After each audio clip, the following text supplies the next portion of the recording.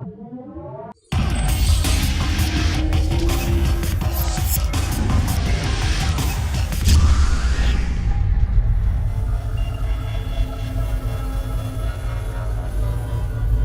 Vulcan is dead ahead, Captain. We better be ready. When we started working on this game several years ago, we sat together and said, hey, what kind of story do we want to do? And we immediately went to, we want to make an original and completely unique story for this game. So we sat down together and figured out what it would be, figured out who our enemy would be in the Gorn. And the game takes place after the events of the movie from 2009. So Kirk and Spock and the crew come together and head out on their missions. And this game sort of picks up from there. What are one of their earlier missions that they do? And for us, it was coming up with strange from the last movie that we could pick up on for the game. So for example, if you remember the last movie, Vulcan was destroyed, Spock's home planet, by Nero.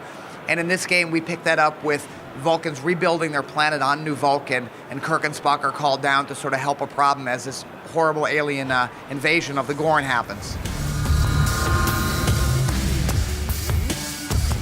The game is about Spock and Kirk. They're both sort of the main character, I guess. How does the interaction between Kirk and Spock work out in the game?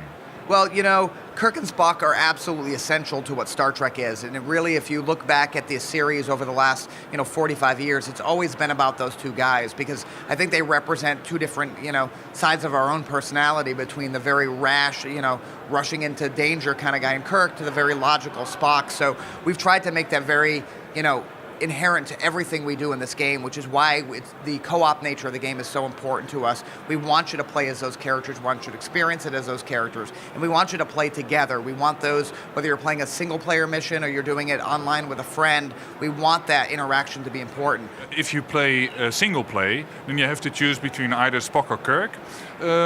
How is the game different if I choose for either Spock or Kirk?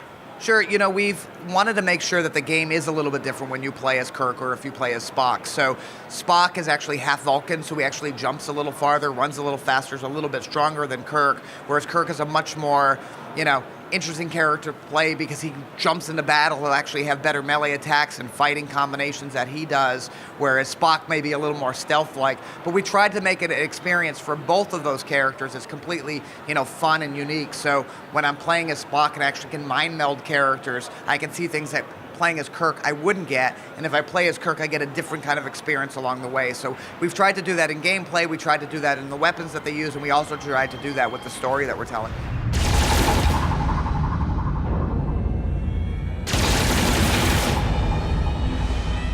There's a new species of enemies in the game. Can you tell us a little bit more about those? Sure. We thought about who the enemy would be from day one and who do you want to fight in this game. And one of the most iconic villains in all of science fiction have been the Gorn, our big green lizard friend from the old episode from the late 60s. And we were surprised to see that apart from that episode 40-something years ago, the Gorn really haven't been used that much, but people still remember them fondly and love them. So for us, there was no other choice what to do but for the Gorn. And as a developer and as just a creative mind, for somebody to be able to turn a character like that over to us and say, go ahead and create a whole species, create a race, different classes, a history for these guys, is really sort of cool for us, because we actually get to take one of the most important science fiction characters and actually give them a whole world. So really, really exciting. And those are your enemies throughout the game? There are other enemies as well that we're going to do that we haven't announced yet, but the Gorn are our major enemy that we're going to fight. The stories in Star Trek have always been about keeping peace. How does that combine with a shooter game?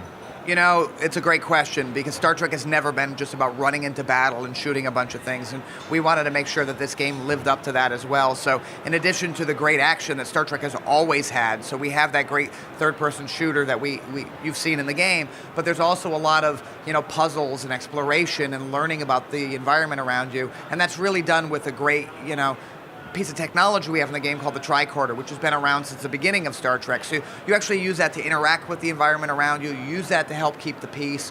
You learn how to, work the ships and look at the planets that you visit in a different way and actually learn about the environment you're in. So yeah, we've been very careful not to just be a plain shooter, but at the end of the day, we are a game and we want to make that fun as well.